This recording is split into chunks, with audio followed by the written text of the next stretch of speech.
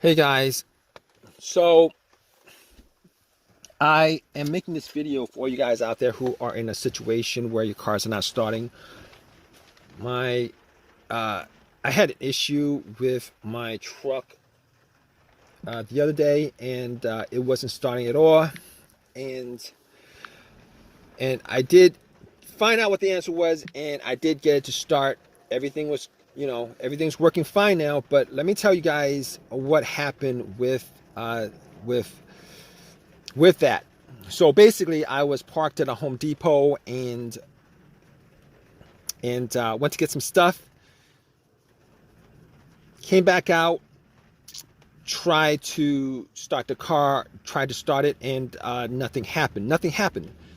Like got in, and everything else worked. The dash, everything else worked.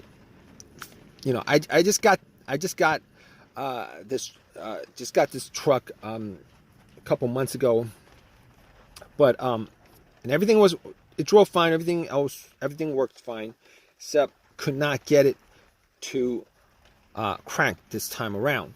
But once I got in, everything, all the chimes were good, or all the everything worked, except it wouldn't crank. Like radio, blower motor, everything was working except it wouldn't crank. So I was like thinking to myself, okay, I wasn't in the Home Depot for that long. I was in the Home Depot for maybe like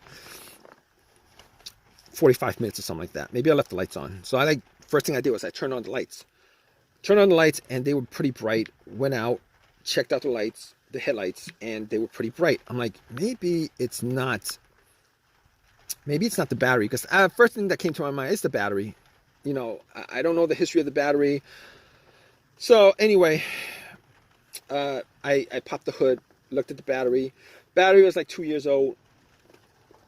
Like possibly the battery, but seeing as how bright the lights were, it should have just done a slow crank if the battery was weak. Scratching my head over it, I'm like, okay, terminals were dirty. Let's clean up the terminals. They were a bit loose, and I had a little ratchet set, and I ratcheted it up, tightened it up, and I was hoping that was the issue. Went back and tried to start it, and had the same issue. So I was like, okay. Crossing my fingers that it was the battery that was the issue, and I went back to the Home Depot, bought a battery for it, popped it in, and was hoping that would fix the situation, and nothing at all. So I was like, okay, I can cross off the battery, probably can cross off, pretty sure I can cross off the alternator. Battery, not the alternator, because if it was the alternator, definitely I would have been able to, the car would have turned on. The truck would have turned on. I would have been able to get like at least 20 miles off of driving just off the battery alone, without the alternator charging it. If you guys haven't done that, if you guys are in a situation where the alternator is dead, you guys can actually just pop in a fully charged battery and drive for a good 20 to 30 miles with all the accessories off. Good tip for you guys. But wasn't the alternator, so I was like, what's next? I'm going to check the ground wires. And the ground wire was good. From the negative of the battery, I actually did check that when I changed up the battery. The ground wire was good. It was connected.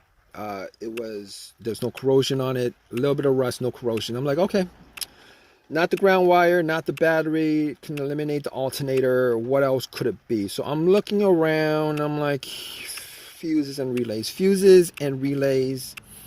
But before I did that, I was like, maybe it's possible that the car's computer is having issues. Maybe it's the PCMs that's causing it. So I went and I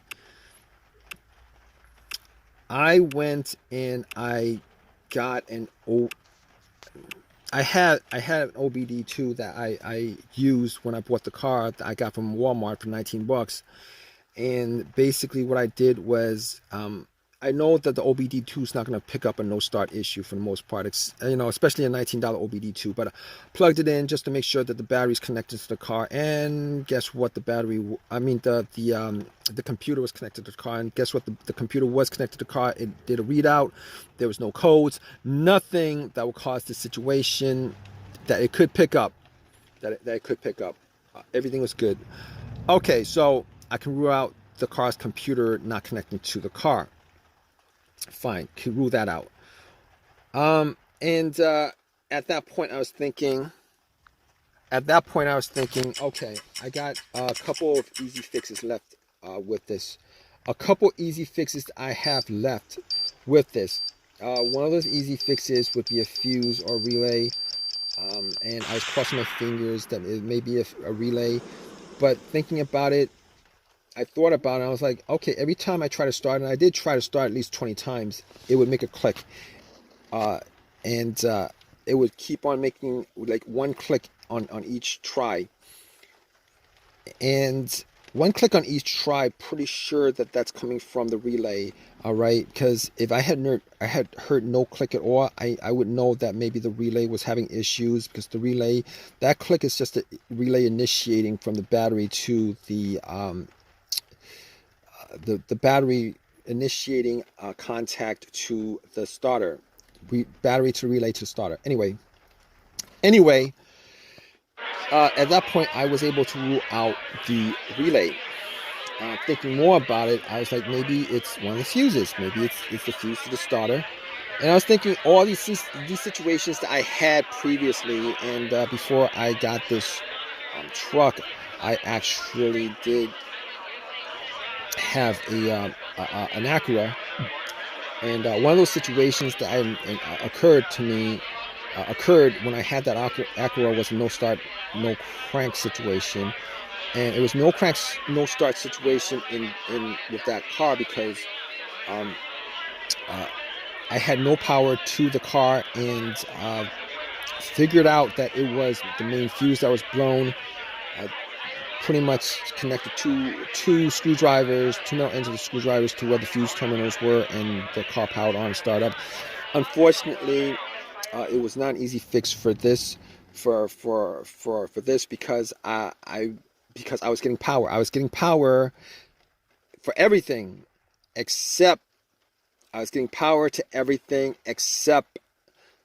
it won't crank. The engine won't crank. So I was like, okay, let's cross that off the list. The other fuse issue that I had was with I believe it was either the fuse to the car's PCM or a fuse to the fuel pump. It would crank, but it would not turn over. Everything else worked. It would crank, but it would not turn over. And changed that up, and I believe it was the fuel pump fuse. Changed the fuse. It started right up. Which unfortunately is not the situation in this case, because this is a no crank, no start issue. It will not crank at all. So at that point, I pretty much crossed off pretty much everything that could possibly be the issue except for the starter. Now, here's this issue. Here's my problem with this issue, particularly with the starter. Well, not exactly a problem, but the guy who sold me the car told me that the starter was changed up like, a year and a half ago. He's selling the car with a starter that's practically brand new. He only put on a couple thousand, like 5,000, 7,000 miles on the car since he swapped out the starter.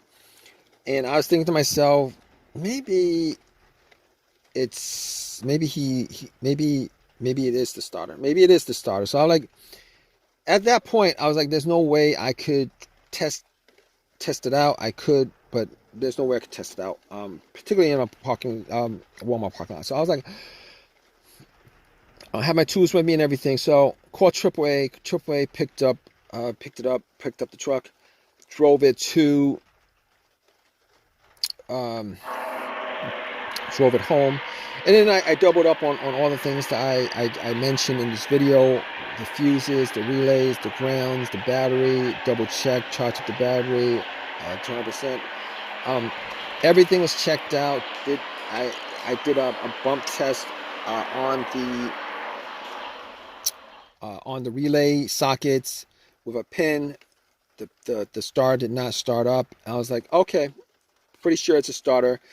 And at that point, I was like, at least 99% sure it's a starter. Took everything, went to the starter, took the cable from the positive line, hooked it directly to the terminal on the solenoid. Did not bump at all. I knew about close to 100% that it was a starter. Took the starter off, went to AutoZone, had them do a test on it, and the starter was the problem. Anyway, at that point, I was like, okay, let's got a rebuilt one for about $150 after the core was given to them, $150, $160, whatever it was. Popped the starter in, and you know what? I was hoping that it was the starter. Popped the starter in, turned it on, and it turned on. It turned on, and I was glad that it was a starter. I mean, it was. I was disappointed that the starter was the problem after being told that it was replaced, but things happen. But of all the things that could happen, it wasn't the biggest deal in the world. Got the starter put in, and got the truck to work. I'm all good with it. If you guys are in this situation, if you guys are still with me, just go through all the steps as far as what I've mentioned in this video. You could probably figure out like 99%, probably like 90% of the situation that's causing your car or truck or whatever you're driving not to start. It's probably because, it's probably caused by one of those things that I mentioned. All right. It's probably caused by one of the things that I mentioned. But if I've helped you guys out, please give me a thumbs up. Please subscribe. If you guys have a comment, particularly with your situation, please leave a comment in the comment section. Hope this has helped you guys out. Hope you guys, hope the cause of your problem is probably one of those easy fixes that I mentioned: a fuse, a relay, maybe the battery, negative ground wire. Even the alternator is probably easier to replace. But anyway, regardless of that, take care, guys.